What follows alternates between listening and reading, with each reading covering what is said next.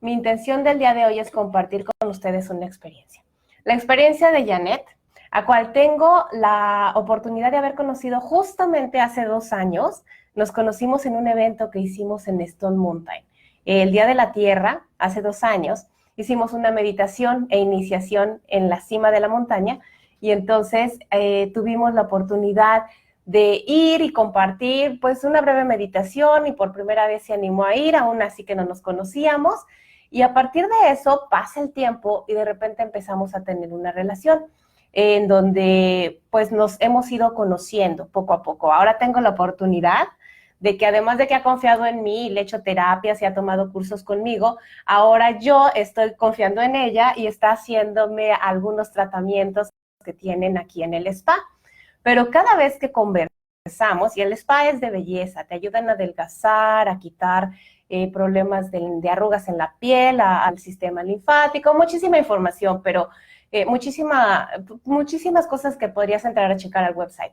Pero en este caso, lo que quiero que nos comente ella es su experiencia personal, porque cada vez que nos reunimos tenemos una plática muy interesante. Y esta plática, el día de hoy pongo la intención, que es para todas aquellas personas que en algún momento han caído en una depresión y para aquellas personas que también han pensado en el suicidio o que tal vez a veces ni han pensado. Mas, sin embargo, de repente se presenta la oportunidad y consideramos que es una salida a dejar de vivir. Y hoy estoy aquí, muchas gracias por salir del closet, ¿no? Como siempre digo, que no es lo mismo platicar en privado que platicar a mucha gente que puede estar escuchando, ¿no? Claro, no, pues gracias por confiar en mí, como tú lo dices. Hablar de depresión no es fácil y más cuando es algo que te ha pasado, porque hay mucha ignorancia respecto al tema. La gente por lo general, yo creo que ha escuchado tanto lo que es depresión, que realmente las palabras se han trillado. Entonces realmente lo que es depresión no es comprendido como lo que realmente es. Se dice que tienes depresión cuando te sientes extremadamente triste o cuando no tienes ánimos de hacer las cosas, pero realmente tener depresión es algo que va mucho más allá. O sea, son sentimientos no solamente que están en la mente, sino son síntomas físicos a veces. Okay. Son cosas que suceden también a nivel de nuestro cerebro, problemas bioquímicos. Y eso es lo que dicen y sabemos, ¿no? Y los neurólogos nos han tratado de explicar, y son sustancias que no generamos y normalmente te dan antidepresivos y medicamentos que de alguna forma algo está vibrando el universo. Que de alguna forma te ayudan, pero es un proceso químico exterior que no estás produciendo tú y no siempre es lo correcto, pero no es que sea lo correcto, no siempre lo adecuado para cada persona, ¿no? Entonces, justamente ahorita estoy aquí confiando en que tú compartas la experiencia para que podamos ver qué otras opciones hay, pero para que la gente que no te conoce, te conozca, me gustaría que nos contaras bueno, pues, ¿eres de México? Sí, yo nací en Montemorelos, Nuevo León, es México. Nací en un pueblito muy chiquitito. Por lo general siempre estuve dentro de la universidad, hay una universidad muy grande ahí donde viene mucha gente de todo el mundo, hay influencias culturales, está muy padre porque tienes relación con mucha gente de todo el mundo, entonces hasta cierto punto eso también abre tu mente. El pueblito es muy chiquito, mi papá era maestro en la Facultad de Psicología y mi mamá daba clases en una escuela adventista, en una escuela también pequeña, pero era privada. Entonces, siempre estuve como que en un ambiente cerrado, pequeño, donde era una comunidad muy bonita, pero a la vez, como éramos poquitos, vivíamos dentro de un campus, pues yo no estaba expuesta realmente a lo que es el mundo exterior, realmente a los... O sea, siempre viviste como internada. Como en una burbujita, en una ciudad, pues. Estudiante, en una ciudad de estudiantes. Exacto. Y maestros. Era una universidad donde adentro de la universidad había gimnasio, había la tienda para hacer el súper, la iglesia estaba ahí, la escuela estaba, todo estaba cerquita, entonces no había necesidad de ir a otro lado, no había necesidad de ir al pueblo, de ir al...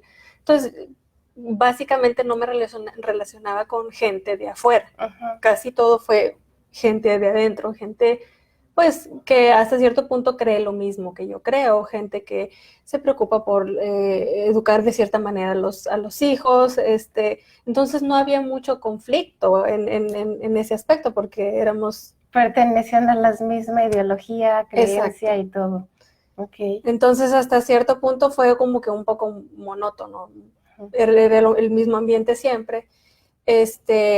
Cuando yo soy chiquita, realmente no hubo ningún factor traumático para mí. O sea, realmente yo crecí en una familia donde era amada por mis papás, ellos estaban juntos, no hubo ningún divorcio, no hubo ningún abuso de ningún tipo, siempre se me trató bien. Sin embargo, cuando yo era chiquita, siempre fui una niña un poco diferente. Siento yo que eras como que hasta cierto tipo molesta. ¿Cómo diferente? Como era muy inquieta. Por ejemplo, mi papá me dice que cuando yo era chiquita y apenas empezaba a caminar, mi mamá tenía que perseguirme. No podía estar sentada para comer. Okay. Entonces dice, si tu mamá no te hubiese perseguido, te hubieses muerto de hambre. Mamá me perseguía para que comiera. Y eso le va a caer a muchas mamás que por ahí están, porque por ahí yo conozco mamás que hacen eso, y siempre digo, pues no lo persigas, en algún momento le va a dar hambre. Sí, entonces así era, muy, muy inquieta, era muy enojona. Mi mamá siempre me decía, y mi papá también, oye, pero es que pareces un cerillito, pasa algo o cualquier cosa que no te guste y ya te encendiste. Entonces era muy intensa. ¿Y eso cuántos años? En ese aspecto. Yo creo que toda la vida, desde chiquita. O sea, ahorita aprendí a manejarlo, pero cuando era chiquita no podía manejarlo. Tenía una prima que pero me acuerdo que nos peleábamos con ella. Me peleaba yo con ella casi todos los días. Me acuerdo que pasaba y nos jalábamos el cabello o cualquier cosa, pero siempre estábamos peleando. Entonces, yo siento que hasta cierto punto siempre estaba enojada por algo, pero no sabía por qué. No sabía explicar qué es lo que me estaba pasando. ¿A la fecha de hoy sabes qué pasaba? Yo creo que realmente no sabía en ese momento qué era porque como era una niña, no sabía. Y como era algo que había sentido desde que era chiquitita, no sabía identificarlo. Entonces te acostumbras a veces a sentir cierto tipo de cosas que piensas que es normal. Entonces, cuando yo era niña tenía dolores de cabeza muy intensos. No me habían diagnosticado sino hasta que tengo como entre 9 y 12 años. Que tenía dolores de cabeza que me imposibilitaban. Tenían que llevarme al hospital, me ponían medicamento intravenoso y creo que hasta cierto punto tener un dolor crónico me hacía estar enojada. Entonces yo creo que eso a veces les pasa mucho a los niños que a veces las mamás pueden pensar que son niños insoportables, niños que se portan mal, desobedientes, enojones o muy llorones. Puede ser que ellos estén sintiendo algún tipo de dolor. Es que me tocó un hijo difícil, ¿no? Exacto. Entonces, la cosa es que los niños a veces expresan diferentes tipos de dolor de diferente forma. Porque no saben expresar sus emociones o decirlas. De hecho, los adultos tampoco. Pero eso es algo que no somos un poco más hipócritas a veces. Sí. Pero también pasa mucho con los autistas, que no se expresan y se frustran. Y yo lo que he encontrado a nivel energético es que cuando un niño está muy enojado, tira todo, rompe cosas, lo que tiene más bloqueado es el plexo solar, que es donde se pone la frustración, ese dolor en el estómago, esa hambre, ese coraje. Y cuando tú armonizas a nivel energético, el niño baila, el niño corre, el niño es feliz. Pero en tu caso, obviamente, lo que recibiste fue un tratamiento médico para bajar esos dolores de cabeza. Exacto. ¿Cuándo se quitan? ¿O no se quitan? No, fíjate que comienzan a mejorar a medida que yo voy creciendo. Mi mamá, como ella era maestra, comienza a leer mucho. Ella se leyó una colección muy de libros de una autora que se llama Elena de White. Entonces ella habla mucho sobre el estilo de vida, sobre cómo educar a los niños, consejos para los jóvenes, cómo tener un buen estilo saludable. Leyó mucho sobre alimentación. Entonces, ella se dio cuenta de muchos de los alimentos que yo estaba comiendo podrían estarme causando dolores de cabeza. Ok, y empezó a hacer pequeños cambios para Yo digo mejorar. que grandes cambios, Ajá. porque básicamente ella, cuando nosotros éramos niños, no nos dio dulces. Yo me acuerdo que era tal punto de la exageración que lo más dulce que yo comía eran nueces con miel. Ok. Me encantaba, yo lo disfrutaba y me acostumbré a ese tipo de vida, pero cuando yo iba a un cumpleaños y veía todas esas gelatinas, dulces, refrescos, claro que como niña los vas a querer. Ajá. Entonces, yo me los comía como si no hubiera mañana. Entonces, Ajá. llegaba a la casa, me acuerdo que vomitaba, pero en proyectil. De verdad. Llegaba vomitando todo eso porque era algo que Tu realmente cuerpo ya no lo aceptaba. no. Porque tú no te provocabas el vómito, No. sino era que te enfermabas. Era un malestar generalizado, un dolor de cabeza, algo que no podía describir. Okay. Yo sentía que no podía hacer nada. Entonces llegaba y lo vomitaba todo, pero en proyectil. Ahí me salía. Entonces me di cuenta que dije, bueno, a lo mejor ese no es ¿Qué chiste tiene, no? No Comer es algo que y sentirte me mal. Como cuando tomas alcohol, ¿no? Uh-huh. Que la dices, no lo vuelvo a hacer. Sí. Entonces, ¿qué caso tiene? Uh-huh. Entonces me di cuenta de que los cambios que ella hizo, no darnos dulces, mi papá cultivaba los vegetales en la casa, las frutas y verduras. Teníamos tenía un sembradío en la parte de atrás de la casa. Okay. Entonces, yo como niña al principio había cosas que no me gustaban, pero pues me las comía porque mi mamá me decía, bueno, es que tu papá estuvo bajo el sol cosechando y con el sudor de su frente. Y decía, bueno, me los voy a comer porque, pues, pobrecito mi papá, ¿verdad? Empecé a adoptar ese estilo de vida y vi que era bueno, como igual que cuando Dios creó el mundo y vio que era bueno, así me pasó a mí. Vi que era bueno y me gustó este tipo de estilo de vida en mí, el tratar de llevar un estilo de vida sano y lo más natural que se pueda. Okay. Entonces, yo vi que los dolores de cabeza fueron disminuyendo y no solo eso, yo tengo eczema también. Uh-huh. En mis manos todavía queda un poquito de lo que era. Era como un tipo de alergia que no se queda en la piel. No sabes qué es lo que no sabes a qué eres alérgica porque es multifactorial. Uh-huh. Normalmente tiende a ser que dicen que es por estrés, ¿no? Muchas veces el estrés lo exacerba. Uh-huh. Entonces, pues yo tenía ronchas también siempre en el cuerpo. El cloro del agua me picaba. Cuando yo me iba a bañar, me picaba. Uh-huh. Entonces, todas esas cosas fueron mejorando con el tipo de estilo de vida que mi mamá me enseñó. Okay. Entonces, todo eso me ayudó y me gustó esa vida. Hasta ahí todo bien. Llega el momento en el que estoy yo creciente de que por alguna razón me comienzo a sentir triste y comienzo a tener problemas del sueño. El ciclo se comienza a voltear. En la noche quería estar despierta y en el día quería estar... Perdón, en el día quería estar dormida y en la noche despierta. Okay. ¿Qué edad tenías ahí? Yo creo que tenía como unos 12, 13 años. Okay. Cuando me comenzó a pasar la adolescencia. Uh-huh. Uh-huh. Entonces, todo el mundo decía, bueno, pero ¿por qué esta niña duerme tanto, verdad? No lo sé, no te lo puedo explicar, pero yo podía dormirme 13 horas así seguidas y apenitas corriente para recuperabas. Sí, si me dabas más tiempo mejor. Hasta me acuerdo que llegué a dormir un día 16 horas así seguidas. Wow. Entonces, hasta cierto punto me ayudó a haber dormido tanto en la adolescencia porque me ayudó a crecer. Uh-huh. En estatura. Yo no creo que haya dormido tanto. Pero me ayudó bastante el dormir, pero conforme pasaba el tiempo me empecé a dar cuenta de que era algo que ya no era normal. Uh-huh. De que yo podía estar despierta demasiado tiempo en la noche y aunque no durmiera en el día, aún quería estar despierta en la noche. Y te empezabas a alterar. ¿Qué había pasado con todo eso, ser explosivo y ser...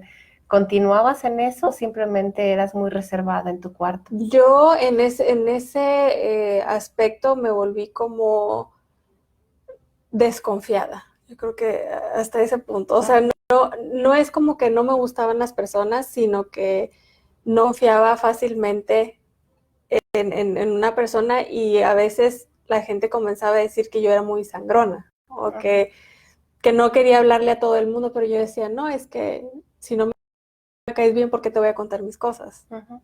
O si no te quiero, si no me nace amor por ti, ¿por qué lo voy a decir? ¿por qué voy a estar contigo? ¿Por qué te voy a abrazar? ¿Por qué dar tiempo contigo si no me importas? Pero eso era con los amigos. O con Era así en general, en la escuela. Incluso con tu familia. No, con tu familia con también con la familia no era tanto, pero fue más en la escuela. A veces hasta me acuerdo que me llegaron a llamar a la junta en la escuela porque las muchachas empezaron a quejar de que yo era muy sangrona, de que yo era muy, que yo me creía mucho, que no le hablaba a nadie.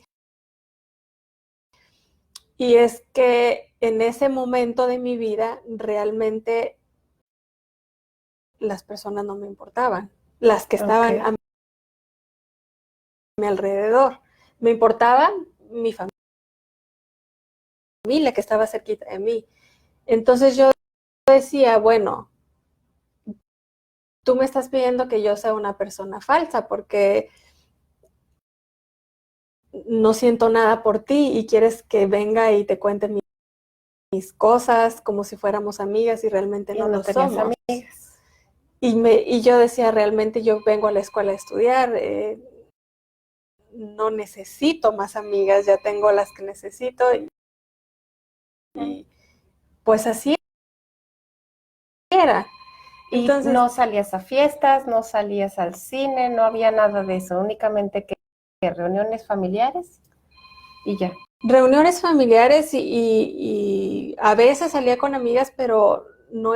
Y realmente siento que desde ese momento fue que se comenzó a convertir como que hasta cierto punto enojo, porque siempre he sido una persona muy transparente en el aspecto de que digo las cosas que siento, y trato de decir la verdad. Entonces, en ese momento de mi vida, hubo varias personas que empezaron a decir mí, empezaron a estar dañando mi reputación y eso me molestaba tanto. Y eso que no había internet, nada más era de boca en boca. Exacto. Imagínate ahorita que está la presión social, qué bueno en las redes, en el, no sé, todo lo que usan los chavos y cuando quieres acabar a alguien lo destrozas, ¿no? Exacto. Exacto. Entonces, el hecho de enterarme por otras personas de que, oye, fulanito es una persona que hasta me tomó fotos y les hizo Photoshop y empezó a decir que yo me había quitado la ropa y que Entonces, ese tipo de cosas como que me hacía estar enojada y decímate si un día les hago algo me van a matar. ¿Y ahí ya tenías cuántos años? ¿Ya era preparatoria? Sí, ya era preparatoria. Entonces, también llegué al punto en el que a veces no me invitaban a ciertos lugares porque había ciertas muchachas que no querían que yo fuera. Okay. Y después una de ellas me vino a decir, no, es que no queremos que tú vengas porque a mí me gusta fulanito y yo sé que si tú vas, fulanito no me va a hacer caso. Entonces yo decía, yo no puedo creer que tanto que me ha costado a mí ser una persona real, ser una persona que dice la verdad y que se porta bien, porque en ese tiempo nunca dañé a nadie. Seguía las reglas de casa. Yo decía, era rebelde, eso sí, era rebelde, siempre he sido rebelde, hasta el día de hoy soy rebelde, pero no soy una rebelde el cabello sin nada causa. Más Yo me considero una rebelde con causa. Okay. Siento que las razones por las que me rebelo son razones justas. Tienes un propósito. Sí. Okay. Y me ha funcionado. Entonces, ¿qué estaba diciendo antes que esto? Estábamos hablando de que sí, o sea, que no te llevabas mucho con la gente, pero seguías las reglas de casa, aunque sí tenías una especie de rebeldía, ¿no? Sí. Siempre con causa. Exacto. El hecho es que yo digo, bueno, ¿por qué la gente que no lee nada, la gente que yo he sido, pues, transparente, me trata así? Ok. Entonces yo decía, no vale la pena, la gente no vale la pena, no los quiero, habría de quererlos. Y te fuiste recluyendo más. Exacto. ¿Cuándo fue esa primera vez que pensaste en ya no quiero? O sea, ya no quiero jugar, ya no quiero vivir. ¿Estabas soltera? ¿Qué edad tenías? Eso fue, yo creo que fue ya después de la adolescencia, fue más tiempo más después. Ok. Entonces Sí. ahí nada más simplemente no Fue, hablabas. de hecho, ya estaba casada, ya tenía mis hijos cuando me empecé a sentir así. O sea, era como on and off. O sea, yo sentía que tenía la depresión y llegaba momentos en los que, bueno, ya no la tengo. Sentía bien y después otra vez me volví a hundir pero volví a salir. Yo decía, bueno, ¿será que hay algo que está mal en mí? Cuando estaba les dieron antidepresivos que me funcionaron durante un tiempo, pero llegó el momento en el que no los quise tomar más porque yo estaba durmiendo de repente y me despertaba con un sonido muy fuerte en mis oídos, como si hubiese caído una bomba al cuarto. Entonces despertaba y no era nada. Después me explicaron que, bueno, eso es un efecto colateral de los medicamentos. Entonces dije, bueno, esto no es para mí. Yo necesito encontrar la manera de salir de esto. Y Yo dejaste sola. los medicamentos. Los dejé. ¿Y cómo te ayudaste en ese momento? Mi papá me ayudó mucho. Levantaba temprano para hacer ejercicio. Entonces yo se lo agradezco mucho porque hasta el día de hoy yo tengo esos recuerdos. Yo a veces cuando me levanto temprano y salgo, cuando uno respiro ese aire a hierbas que estaba con el rocío, yo me transporto y me vuelvo a acordar de que mi papá estuvo conmigo, de que él caminó conmigo toda esa jornada y que me apoyó, a pesar de que yo muchas veces estaba enojada con él también. Claro. Porque no me dejaba ir a algún lugar que yo quería. Exacto. Estaba rebelándome con él y no le contaba nada, no le hablaba, pero él estuvo siempre al lado de mí. O sea, siempre me ayudó en ese aspecto. Apoyándote y queriéndote. Exacto. Entonces, ya cuando yo voy creciendo, te digo, la cuestión de la depresión se mejora y se empeora de acuerdo a ciertas circunstancias. Cuando yo termino con mi primer novio, eso fue un momento en el que fue muy difícil para mí. Me enfermé físicamente y pensaban que había sido por un perrito que yo tenía. Pensaron que yo había recogido un perrito y pensaron que el perrito me había pegado otra enfermedad porque el perrito se murió. Entonces, ¿Y tú realmente estabas triste por tu relación sentimental? Estaba te pegó en ese momento. Fue como que no me lo esperaba, no iba a pasar así y pasó. Okay. Entonces, empecé con vómitos, dolor de estómago, y no me curaba, me hacían análisis y todo estaba bien. ¿Tus papás de relación? Sí. Y no, pero nunca les dijiste, nunca te imaginaste que era a causa de eso que... Yo no sé, hasta que mi mamá fue la que lo descubrió. Me dijo, tú estás muy triste, ¿verdad? Entonces, comencé yo a hablar de eso con ella y siento que el poder compartirlo con alguien cercano, sentía que me entendía, me ayudó bastante. Entonces, como que me ayudó a poder liberar mi tristeza, porque él quería sentir triste, entonces como que lo reprimía. Entonces, a la hora de reprimirlo, mi cuerpo se rebelaba y era un vómito, era un malestar. Estuve hospitalizada como por unos 4 días. Wow. O sea, lo que pueden hacer las emociones y estos grandes momentos de nuestra vida, ¿no? Que experimentamos. Sí. Y entonces, estás ya, ¿a qué edad te casas? A los 19 años. Bien chiquita. ¿Y a qué edad tienes tu primer hijo? A los 20. Ok, un año después. ¿Y en qué momento empiezas nuevamente a vivir la montaña rusa de la cuando emoción? yo me voy, conocí al que ahora es mi esposo, otra vez volví a sentir la ilusión, dije, ahora me caso, me casé y me fui a Venezuela a vivir. Mi abuelo se enferma cuando yo estoy allá y mi abuelo para mí era una persona demasiado cercana, era como mi papá, él era el que me cuidó desde chiquita, tenía una relación muy estrecha con él. Okay. Entonces me voy a Venezuela, él se enferma, estuvo a punto de morirse, pero gracias a Dios sobrevivió. Entonces son cosas que me tenían como que no puedo ir a verlo, si él se muere no lo voy a poder ir a ver.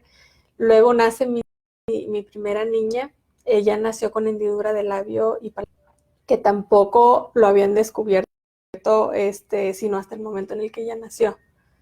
Entonces, para mí, el bajón de las hormonas después de que nace la niña me afectó bastante. Y con el problema de, me imagino, para comer, para respirar, ¿no? Exacto, porque ella no la podía amamantar porque no podía. No tenía. Sí, me decía, bueno, yo pensé que todo me iba a salir bien, porque cuando tú planeas algo, en el papel todo te sale bien. Esto que me pasó no lo tenía planeado. Yo decía, ¿cómo voy a hacer? Necesita cuidados especiales y que necesita cirugías. Yo no tenía ni el dinero, yo tenía 19, no, ya tenía, dije, bueno, ni modos, tengo que levantarme, y eso fue gracias a mi suegra, porque ella fue la que me dijo, necesitas levantarte, porque si tú avances, me dijo, te puedes volver loca. El hecho de pasar tanto tiempo en depresión hace que los receptores de serotonina se disminuyan, porque no se produce suficiente. Puede afectar el lóbulo frontal. Entonces puede haber cierto tipo de demencia cuando uno deja avanzar. Claro, porque ya es tu realidad. De por sí, todos los seres humanos tenemos nuestra propia realidad. Pero en este caso no es una realidad positiva, en lo absoluto. ¿Qué es? O sea, tu suegra se da cuenta y te dice, levántate, porque si no te vas a volver loca, no sé, ¿cómo sales de...? Okay. ¿Pero qué hiciste? ¿Te forzaste a seguir tu vida? ¿Volviste a hacer ejercicio? Me tuve que levantar, Lo primero, yo creo que la lucha más grande fue levantarme de mi cama. Ok. Porque después de que la niña nació, yo pasé varios días sin bañarme. O sea, era tanta mi depresión que yo decía, nació mi hija y me siento mal porque quiero quererla, pero en ese momento la depresión te imposibilita. O sea, es algo que tú no puedes explicar. No es que quieras ser una persona mala, sino que el dolor es tan intenso que tú no puedes querer, no puedes sentir preocupación por nada más. O sea, si ni siquiera te importa si tienes la misma ropa por varios días, si no te importa cepillarte los dientes, si no te importa comer o no comer, ¿cómo puedes tú tener la capacidad de amar a una persona? Porque amar requiere que te preocupes por la otra persona, que la cuides. Entonces, el reto más grande que tuve fue levantarme de la cama. Levantarme de la cama y decir, voy a hacer lo que tengo que hacer, aunque no lo quiero hacer. Es ahí en el momento en el cuando yo digo el dicho que dice fake it to make it till you make it.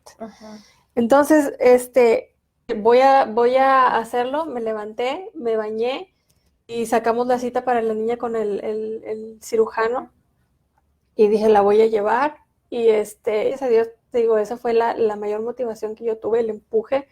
La niña tenía que hacerlo, y el hecho de estar yo hablándome a mí misma. Cuando tú tienes alguna idea y quieres, primero yo creo que tienes que hacer es meterla y plantarla en tu mente. Entonces, eso fue lo que yo hice, dar esa idea en la mente de que yo quería hacer algún cambio, y lo pensé, decía tanto que llegó el momento en el que tuve la capacidad de poder levantarte de la cama. Me imagino ese, para las personas que no hemos pasado por ahí, el levantarte de la cama, pues es sí, porque te da flojera, pero en el momento dices, bueno, ya 1, 2, 3 me levanto, ¿no? Y realmente para ti era todo un impedimento físico. Sí. O sea, el concepto. ¿Qué es estar en depresión? ¿Recuerdas cómo te sientes o qué piensas? Tú te sientes que estás cansada. Uh-huh. Te sientes que estás enojada y no sabes con quién ni por qué. Es como vivir una surrealidad. Es como ni siquiera puedes sentir los sabores bien de la comida, no puedes sentir los olores, o sea, te ven afectados. Tienes dolor físico también, o sea, te duele tanto el vivir que ya no tienes miedo de morir. Tienes miedo de vivir. Entonces, a veces la gente dice, no, pues qué cobarde una persona que se quita la vida, una persona. Yo creo que no es cobardía, yo creo que se necesita más valor para hacer eso que para hacerlo. Y muy interesante, conversando con una persona que tiene que ver a las personas que han trascendido, me decía Gina, es que cuando ellos se matan, el momento en que se matan, se arrepienten. Es como, ups, lo hice, ¿no? Pero el otro día conversando contigo, tú me decías, es que yo te dije, bueno, cuéntame qué pensabas, ¿no? O sea, ¿qué va a hacer todo esto? Y el coto de que a mí me interesa el tema es porque, repito, nuevamente, hay muchas personas que están en una situación de depresión, en este momento aquí en español, acerca de suicidio y adolescentes, al cual yo asistía, y esto es lo que a mí me hace comenzar a hacer esta, pues, investigación de cómo le haces para pensar que quieres o para qué haces para. Tú me contestaste a veces, es que ni siquiera lo planeas, si no es. Cuéntanos sí. eso. Yo tengo 2 amigas que se han quitado la vida, entonces en ese momento mi amiga antes de hacerlo estaba bien, ella estaba Hablé feliz. con ella. Sí, yo lo que estaba pasando, su situación, nunca me dijo que cómo alguien que está planeando puede un momento decir, ya no quiero vivir, ya me cansé. Pues sí pasa, o sea, dije, ahora lo entiendo porque cuando a mí me pasó, yo me acuerdo que ellos habían hecho viajes, lo había pasado muy bien, realmente yo no tengo una razón para decir, no quiero vivir, una razón justificable. Entonces, llegó el momento en el que empezaron a pasar diferentes cosas en mi vida. Tuve, por ejemplo, cuando yo llegué aquí a este país, tuve en el primer año, tuve 7 accidentes. Wow. 7 accidentes. Me daban narcolepsias, siempre me pasaba algo. Me rompieron la del carro, se robaron mi bolsa. Voy a una tienda y una persona tratarme las pompas. Yo digo, ¿qué me está pasando? ¿Por qué estoy atrayendo que me pasen cosas malas? De mi esposo porque él iba a hacer una especialidad. Entonces, el sentirme sola, sentir que no tengo ayuda, estoy cansada, el hecho de haber tenido que frenar mi carrera porque tenía otras prioridades ahora que soy mamá. Entonces yo decía, ¿por qué comienzo cosas y no las puedo terminar? Siempre pasa algo que lo detiene. Entonces era una mezcla de frustración y de enojo. Mi mamá le diagnostican Lou Gehrig's disease. Entonces es una enfermedad que solamente tiene un promedio de 5 años de vida después de que hacen el diagnóstico. Entonces yo decía, ¿cómo es posible que a la gente buena le pasan estas Tantas cosas? Y llegó el momento en el que yo dije, estoy cansada y ya no quiero más. Dije, ¿por qué alguien me obligara a quedarme aquí si yo no quiero? Entonces eso como que llegó el momento en el que me dio valor y dije, lo voy a hacer. Lo voy a hacer y ni modos, o sea, las personas tienen que aprender a vivir sin mí. Yo no soy la vida para todo el mundo. Dije, mis hijos pues ya están más grandes, tienen a su papá y adiós. Esto va a ser un descanso para mí. Dios me va a perdonar porque yo estoy enferma. Sí, comencé a justificarme y dije, si Dios no me perdona por esto, no se merece que yo dije, por un lado, si no me perdona, pues allá es. Por otro lado dije, si realmente el Dios en el que yo creo es un Dios misericordioso, me va a perdonar. Entonces dije, el día que se celebra Halloween. Yo no sé qué pasó, no sé por qué en ese momento era ya de madrugada, yo creo como las 2 de la mañana, que todo el mundo está dormido, y dije, es la forma más pacífica de morir. Y literalmente me preparé para morirme. Dejé el cinturón puesto, como lo que se siente es que te comienza a dar un sueño y dije, wow, esta es la forma en la que yo pensé que me iba a morir. No es tan fea. Pero después, mientras yo me estaba yendo literalmente, porque sentí que sí me estaba yendo, te comienzas a ser anestesiado y esa es la sensación que te da el no tener oxígeno en tu cerebro.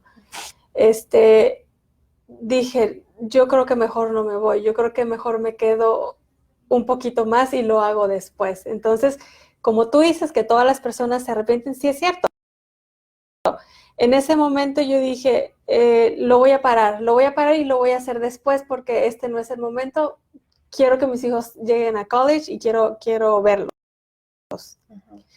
Entonces dije, me lo voy a quitar, pero cuando yo me lo quería quitar, ya mis manos no me respondían. No me lo podía quitar ya más. Entonces dije, chin, ya es muy tarde.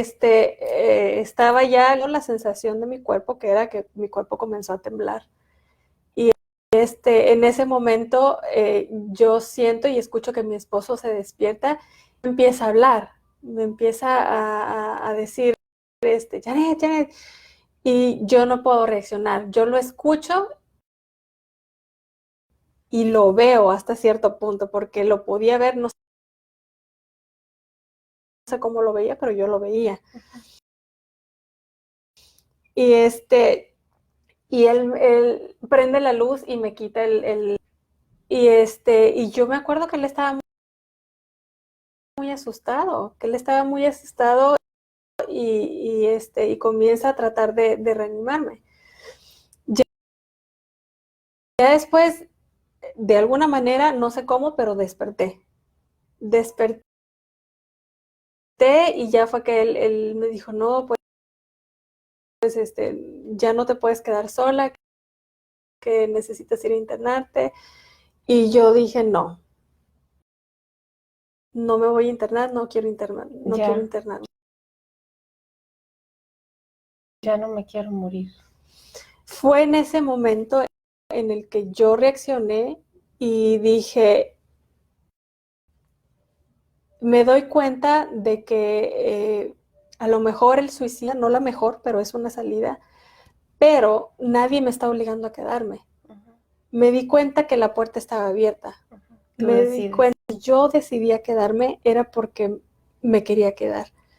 Okay. Entonces, en el momento en el que yo me di cuenta de que tengo la libertad, de que puedo decidir uh-huh. y de que hay tantas cosas que son disfrutables en esta vida y que realmente ese momento en el que no quieres vivir dura muy poquito. Uh-huh. Entonces, si tú tienes paciencia por ese momento en el que dices, estoy cansada y no quiero vivir más, va a pasar.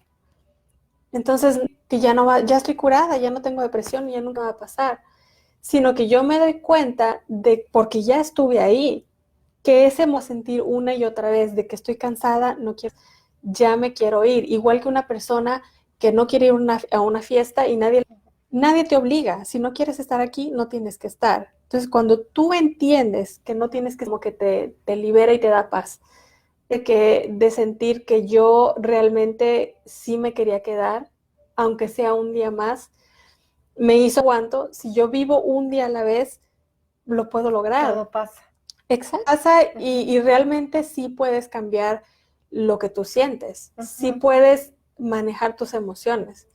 Realmente el hecho de que tus neurotransmisores a lo mejor no estén produciéndose como deben ser, puede ser un problema bioquímico, pero también tú mismo Lo provocas. con tus actitudes, con tus acciones, provocas que pase. Por ejemplo, el hecho de estar sonriendo, puede ser que tú no te das cuenta, pero el hecho de estar sonriendo y utilizando los músculos irrisorios de la cara hacen que se produzca endorfinas. Fake it to make it. Tú lo dices más bonito. Fake it till you make it. Entonces, si tú pretendes que estás feliz, realmente sí vas a estar más feliz. Claro. Realmente engañas al cerebro. Exacto. En un principio. Hasta que vuelves a ser un ser indivisible y empiezas a vivirlo, no nada más a pensarlo. Exacto. Sino vives el que sí eres más feliz. Exacto. Y llega el momento en el que te das cuenta de que otras palabras que a lo mejor están trilladas sí tienen sentido, como por ejemplo el hecho de que es mejor dar que recibir, el hecho de ayudar a otra persona. Realmente cuando tú te das cuenta de que estás compartiendo necesitas o algo que es valioso para ti, el beneficio llega. O sea, no es como que estás dando ahí. No. Sí, no es porque quiero. Cuando tú das algo que es parte de ti, te lo quiero dar porque quiero demostrarte cariño, quiero demostrarte amor, como que ese pedacito que se te va, se llena con alegría y se llena con otras cosas que a veces es difícil de explicar. Claro. Suena como que algo muy romántico. Muy romántico. Quiero poner esta historia. Primero quiero decirles que Janet es una persona definitivamente muy dulce, su energía es súper linda. Yo la veo con este cabello que ahora tiene rosa y me genera la sensación de un hada, un ser muy, muy, muy divertido que vuela de lugar en lugar. Y el conocer esta historia hasta el día de hoy es que la conozco completa. Simplemente sabía que habían pasado como... Y en este momento yo siento toda esta sanación que ella ha venido viviendo y quiero resumir un poco su vida porque estoy segura que va a ser la vida de muchos, en donde que muchos que están viviendo esta situación, al principio tú tenías un aspecto de víctima diciendo siempre por qué a las personas así y por qué me pasa esto a mí y por qué. Y la forma en la que podemos de alguna forma transformar esto es el empezar, sí pasan cosas malas a todos o cosas que no nos gustan a todos, pero el concepto es ¿para qué? ¿O qué voy a aprender de aquí? O gracias que me robaron las cosas del carro, pero que no estaba yo. Gracias que tuve accidentes, pero que no me pasó nada porque aquí lo estoy contando. O sea, es como empezar a ver un poquito lo bueno de todo esto. ¿Qué estoy aprendiendo de aquí? A lo mejor estoy aprendiendo a no ir tan rápido. A lo mejor estoy aprendiendo a no estar, oye, me están mostrando que estoy sumamente distraída. ¿Por qué me estoy distrayendo, no? ¿Qué estoy pensando? Y las emociones de tristeza, de duelo, de pérdida, que son súper normales y que hay que vivirlas. No hay que ocultarlas porque se nos vuelve un hoy express y que son súper normales, pero están hechas justamente para trascenderlas y pasar entonces de la tristeza a una emoción de confianza o de esperanza. Tú crees en Dios. Entonces, bueno, si estoy tan triste, en lugar de andar, podemos reclamar, porque yo le he reclamado, incluso me he peleado con Dios y le he dicho, oye, ya te pasaste, pero después es el tener ok, entonces muéstrame para qué me está pasando esto, ¿no? O sea, déjame ver qué estoy aprendiendo de aquí, dame el chance de darme cuenta.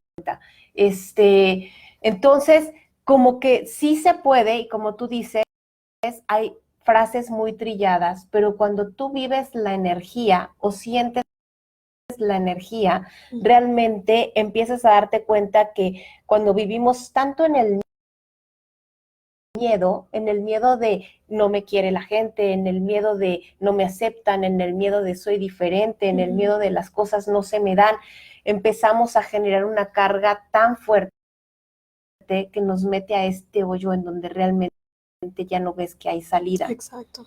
Cuando tenemos un poco la esperanza, y eso es el amor, y no tanto el amor de la pareja y te recibe, sino el amor a ti misma, el decir, oye, mira, pero estoy linda, ¿no? Hoy me pinto el cabello así, o estoy linda, hoy me vengo y me hago un facial, y casualmente te dedicas a la belleza. Y yo le he dicho a ella varias veces, bella el cuerpo físico, sino pone bella el alma, porque cuántas personas ahora no te buscan y te cuentan cosas que ni al caso para que los ayudes. ¿Cuántas veces no te pasa eso? Porque hay gente que dice, ay, pero es que tú tienes una energía muy bonita, porque cuando yo vengo aquí y me voy, yo siento paz. Entonces yo creo que hasta cierto punto siento que ese fue mi llamado, el poder aprender de todas las experiencias que me han pasado para poder ayudar a otras personas. O sea, hay gente que ha sufrido cosas que son indescriptibles, cosas que a veces me las están contando y yo siento el dolor de ellos.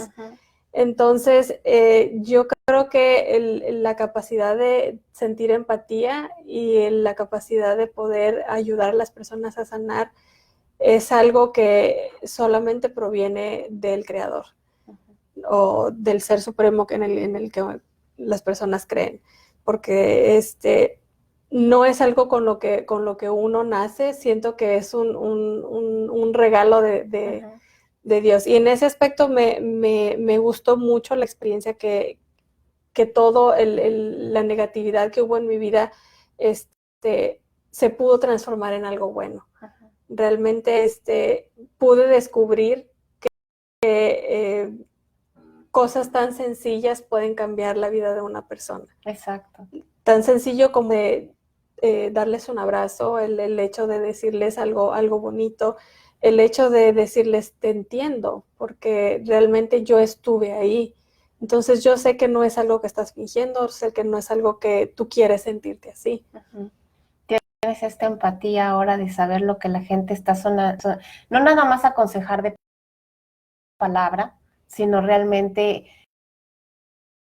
tener la empatía y aconsejar desde tu experiencia, ¿no? Yo también creo lo mismo, creo que ella tiene esta capacidad de poder compartir y tocar la vida. Un poquito ahora tu experiencia con la energía, porque tú no creías en la energía. Bueno, el concepto está que siempre nos han dicho que es malo, y ese es un gran límite que tenemos.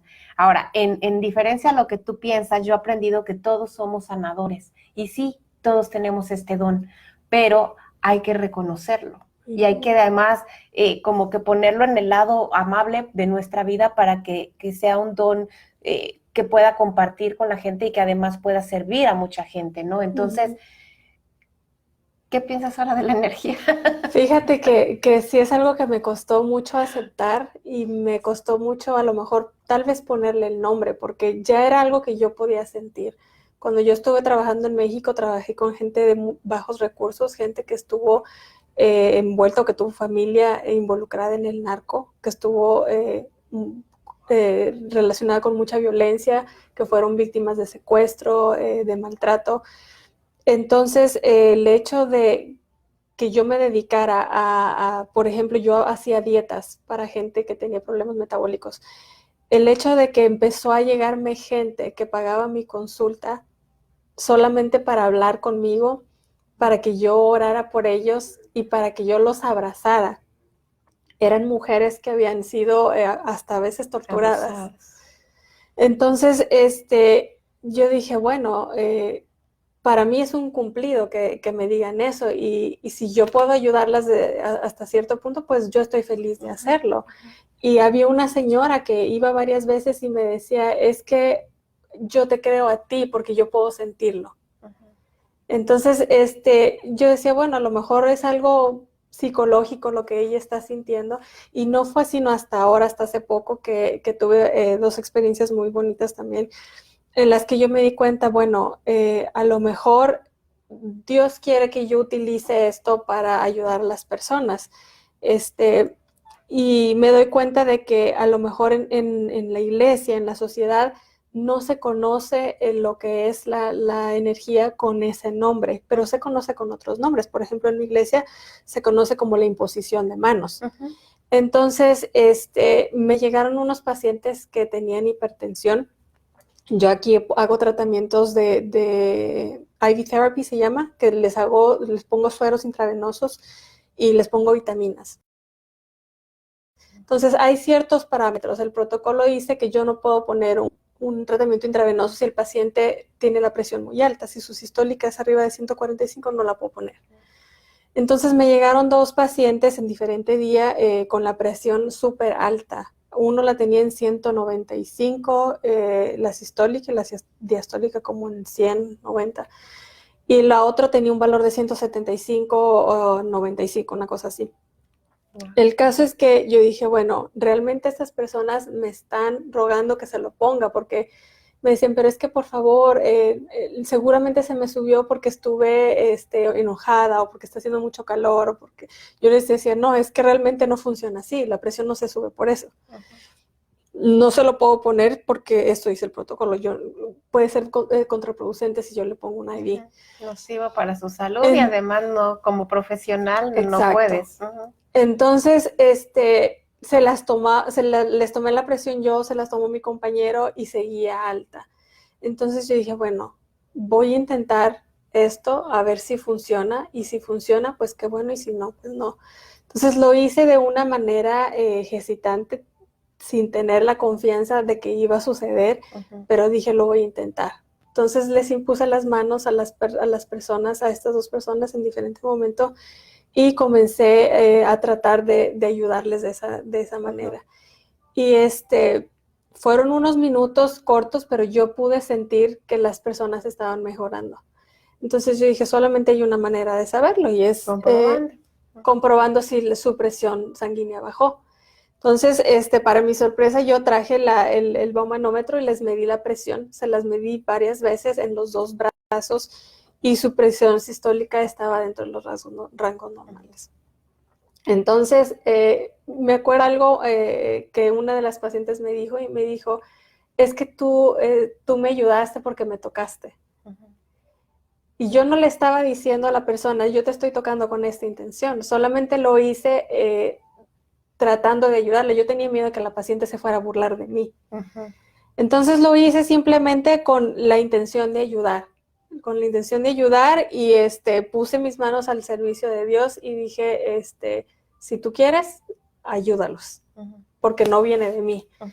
Entonces, su presión sanguínea bajó y les pude hacer el tratamiento Bueno, pues vételo creyendo, y además ahora yo te invito a que te pongas las manos tú, tus hijos y todo el mundo que se te cruce, porque esas reacciones que tienes, que cada vez son menos afortunadamente, y que tu salud cada vez va mejorando, en medida de que tú empieces a hacer sanaciones a otros, empiezas a sanarte tú. Hay un doctor que dice, sana a otros, sánate a ti mismo. Así, confía y pruébalo y luego me cuentas cómo es tu experiencia. Okay. Así es que, pues yo les invito, ya nos tenemos que ir, definitivamente Janet está aquí trabajando, pero yo les invito a que cualquier cosa que tengan en su vida que sea un reto, lo vean como eso, como un reto, una oportunidad, y siempre busquen algo que nos dé placer a nosotros mismos, no a nuestros hijos, no a nuestro esposo, no a nadie, o sea, primero nosotros, porque en el momento en que nosotros estemos bien, vamos a poder entonces compartir bienestar. No empecemos a compartir tristeza por todos lados, que ya bastante tenemos en este mundo de caos, con las noticias y con todo lo que nos dejan saber. Así es que bueno, pues yo los invito a que si por ahí viven en la ciudad de Atlanta y andan pensando en hacerse algún tipo de tratamiento de belleza, se metan al website, aquí te etiqueté, como, ¿cómo se llama? Live Life. Lifestyle Med Spa. Ok, y está aquí en la ciudad de Dunwoody, muy cerca de Atlanta, de Perimeter Mall, y la verdad es que sí, hacen cosas muy buenas.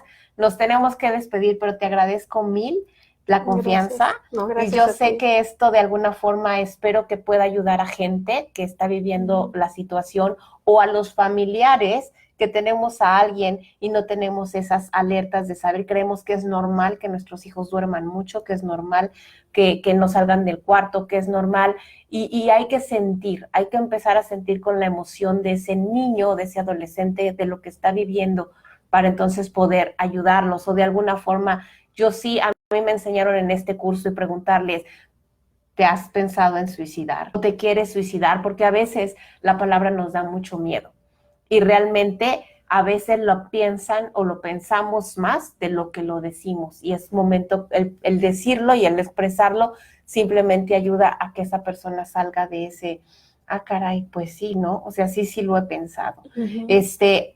Yo vi el testimonio de un chico que se quiso suicidar en el Golden Gate.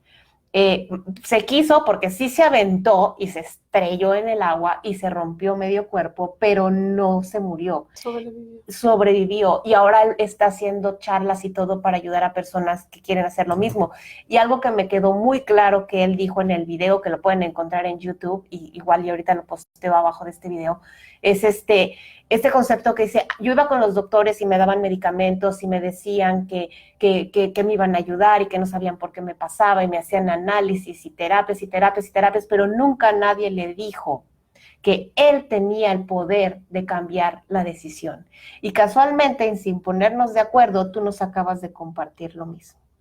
Exacto. Así es que yo sí los invito a ustedes, y yo seguiré ahora diciendo con más autoridad en mis terapias, que son energéticas, este concepto de tú puedes transformar lo que desees en tu vida. Y simplemente es cuestión de tener una guía, un pequeño empujón para realmente poderlo hacer. Así es que bueno, mil abrazos, besos de corazón, los quiero muchísimo, muchísimas gracias por todo. Y pues ahora sí, nos desconectamos. Les mandamos un beso y gracias por estar ahí.